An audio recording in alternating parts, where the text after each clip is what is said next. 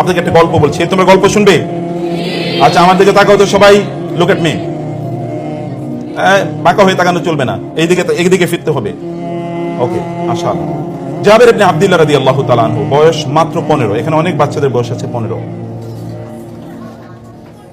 তার বাবা যখন মারা যায় তখন তার বয়স 15, এবং তার 7 বোন এর দায়িত্ব চলে এসেছে জাবেরের মাথায়।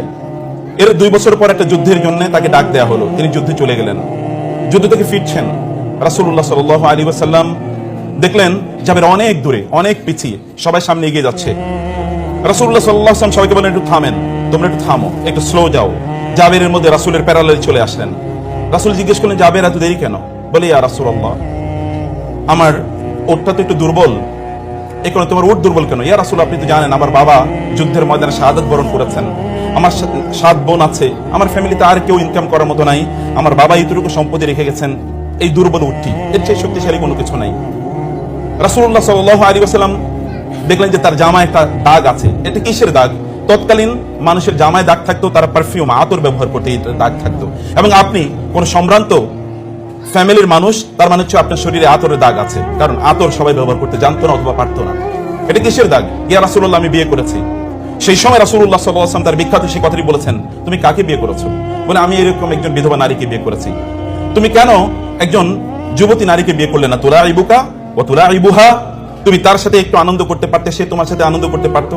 বলি, ইয়া রাসূলুল্লাহ, আমার 7টা বোন, এই বোনদেরকে লালন পালন করার জন্য আমার একজন দায়িত্বশীল নারী দরকার ছিল, এবং এই কারণে আমি তাকে বিয়ে করেছি। রাসূল তাকে ইন্টারনালি মারহাবা জানালেন, তুমি big choice, great choice you have made. রাসূলুল্লাহ সাল্লাল্লাহু আলাইহি ওয়াসাল্লাম বলে, তো তোমাকে, আচ্ছা তুমি তো এই দুর্বল উট নিয়ে যেতে পারবে না, আচ্ছা ঠিক আছে। রাসূলুল্লাহ সাল্লাল্লাহু আলাইহি ওয়াসাল্লাম উটকে একটু মাত্র খোঁচা দিলেন। এটা এমন একটা আঙ্গুল, যে আঙ্গুল যদি আকাশের দিকে কেবল এতটুকু কেবল ইঙ্গিত করে, তাহলে আকাশের চাঁদ দ্বিখণ্ডিত হয়ে যায়।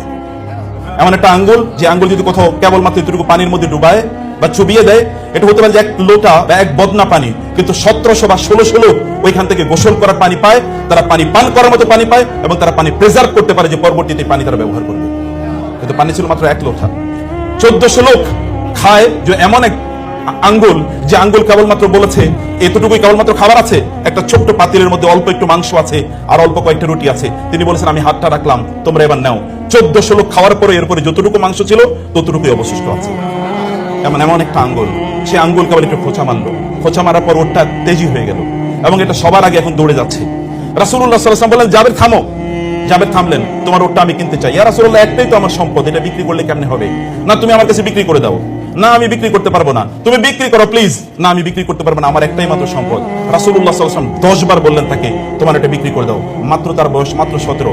এখনকার যুগের বাচ্চাদের বয়স 17 হলেও তারা যতটুকু ম্যাচিউরড, তৎকালীন বাচ্চারা ইন্টেলেকচুয়ালি আর অনেক বেশি ম্যাচিউর ছিল। আমাদের বাচ্চাদের ম্যাচিউরিটি একটা ভিন্ন জায়গায়। আপনারা এবং আমরা ভয়াবহভাবে একটা ডিস্ট্রাকশনের ওয়ার্ল্ডে বসবাস করছি। ভয়াবহভাবে একটা ডিস্ট্রাকশন। কোন এক সময় পাপ করার জন্য আপনাকে অনেক দূরে যেতে হতো, এখন পাপ করার জন্য অন্য কোথাও যাওয়া লাগে না। এখন পাপ আপনার ঘরের মধ্যেই রয়েছে, আপনার একটা ছোট্ট ডিভাইসের মধ্যে রয়েছে।